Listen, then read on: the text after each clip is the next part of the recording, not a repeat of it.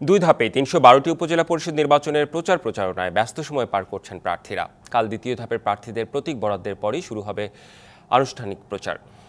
নেত্রকোনা জেলায় প্রথম ধাপে ভোট হবে দুর্গাপুর ও কলমাকান্দা উপজেলায়, আর দ্বিতীয় ধাপে নেত্রকোনা সদর, পূর্বধলা ও বারহাট্টায়। ৫টি উপজেলায় ২৮ জন চেয়ারম্যান প্রার্থী, পুরুষ এবং নারী ভাইস চেয়ারম্যান পদে লড়ছেন ১৫ জন করে প্রার্থী।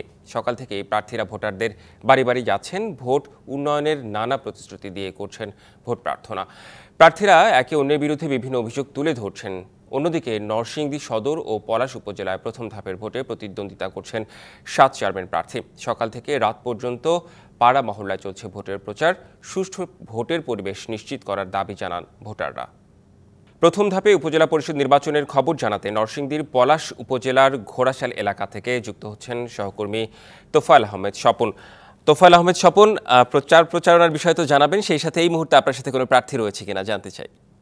আপনি যেমনটা জানাচ্ছিলেন যে আগামী ৮ই মে কিন্তু প্রথম ধাপে নরসিংদীর দুটি, নরসিংদী সদর এবং পলাশ উপজেলার কিন্তু নির্বাচন অনুষ্ঠিত হচ্ছে। সকাল থেকে কিন্তু রাত পর্যন্ত প্রার্থীরা তাদের প্রচারণার ব্যস্ত সময় পার করছেন। এখন আমি এই মুহূর্তে আছি নরসিংদীর পলাশ উপজেলার ঘোড়াশাল এলাকায়। এখানে রয়েছেন বর্তমান দুইবারের নির্বাচিত চেয়ারম্যান এবং আগামী নির্বাচনে কাপ পিরিজ প্রতীকে প্রতিদ্বন্দ্বিতাকারী চেয়ারম্যান সৈয়দ জাভেদ হোসেন। আমরা একটু ওনার কাছে যেতে চাই। আমরা জানতে চাই আপনার কাছে যে আপনি তো সকাল থেকে রাত অবধি প্রচারণায় ব্যস্ত সময় পার করছেন, কি অবস্থা, জনগণের কেমন সাড়া পাচ্ছেন? ধন্যবাদ আপনাকে।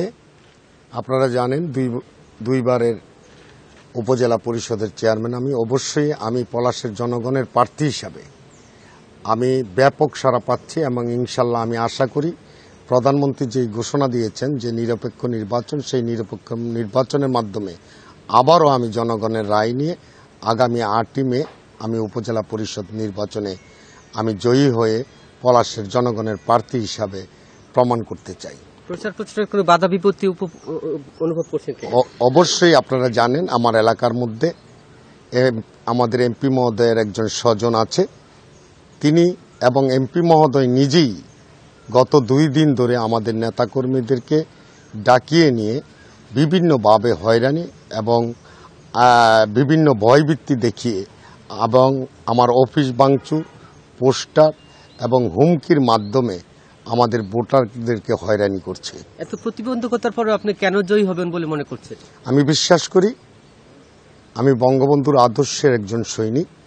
জননেত্রী শেখ হাসিনা যে ঘোষণা দিয়েছে স্বজনরা নির্বাচন করতে পারবে না, এতে পলাশের জনগণ অত্যন্ত উৎসাহিত। আর দীর্ঘদিন আমি পলাশের জনগণের পাশে ছিলাম এবং জনবান্ধব চেয়ারম্যান হিসাবে আমি কাজ করেছি। এত প্রতিকূলতার অবস্থার মধ্যেও মানুষের একটি ভরসা যে জননেত্রী শেখ হাসিনা যে ঘোষণা দিয়েছে নিরপেক্ষ নির্বাচন, সেই বিশ্বাসকে বুকে ধারণ করে আবারও তারা আমার পক্ষে রায় দিবে, এর জন্যই আমার আত্মবিশ্বাস। জি, অসংখ্য ধন্যবাদ।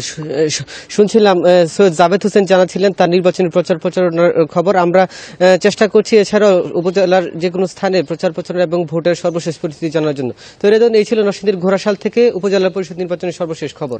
জি, আপনাকে অনেক ধন্যবাদ স্বপন।